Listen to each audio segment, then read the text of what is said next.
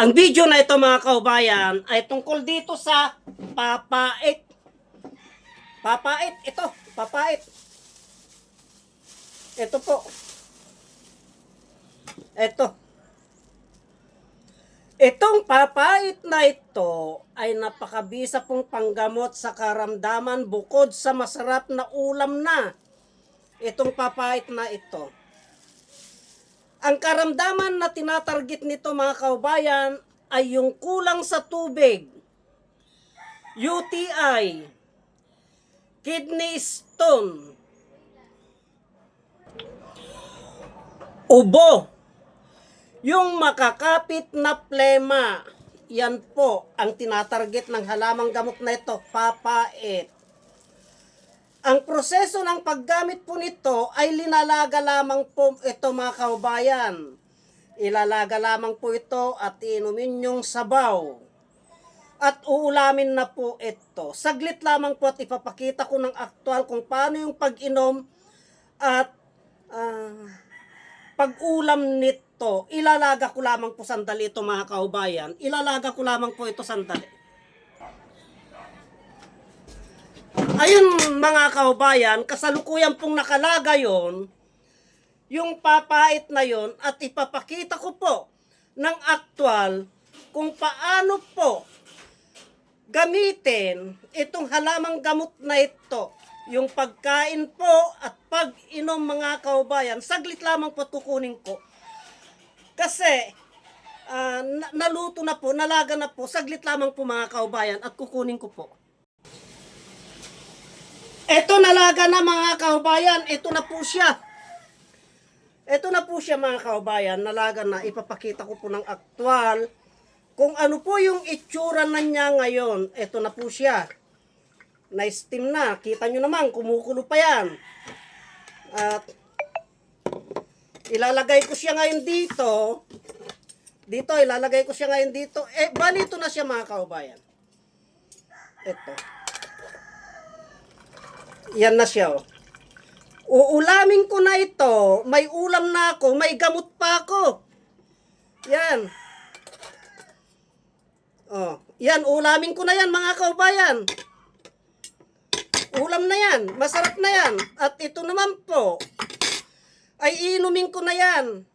Tandaan po natin mga kaubayan, mabisa po ito sa kidney stone, UTI, yung kulang sa tubig, may nang uminom ng tubig, yung plema na magkakapit sa katawan natin, yung ubo. Yan po ang tinatarget nito mga kaubayan. Ito na po siya. Yan na po siya. Inumin ko ito mga kaubayan. Kasi gamot na po yan. Mas maganda po pag yung may mga ugat, yung magugulang na ganito, mas mabisa po pa po yan mga kaubayan. Kaya ito ay hindi ko itatapon ito, patutuyuin ko po ito.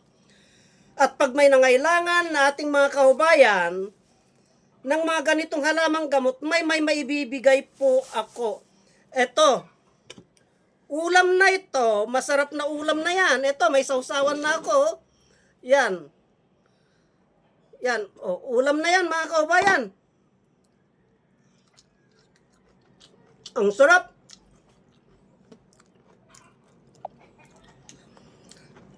Masarap. Mapait-pait. Yung pait niya, tandaan po natin yung pait niya,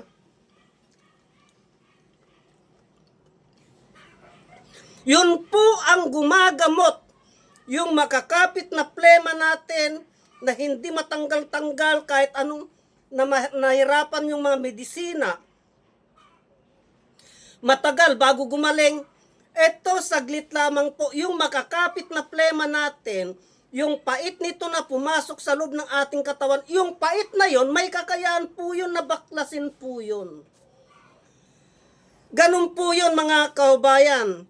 At yung kulang sa tubig, pag pumasok yung tubig na ito sa loob ng ating katawan,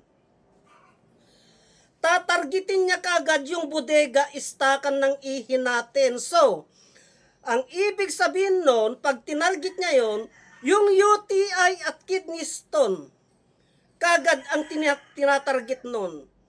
Lilinisan niya yung bodega natin, lilinisan niya yung bodega na ganun, at uuhawing ka yung ating mga kaubayan, kadalasan yung mga may sakit sa UTI at kidney stone, mahinang uminom ng tubig yan.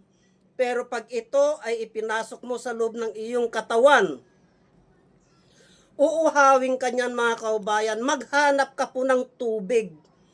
Inom ka ng inom.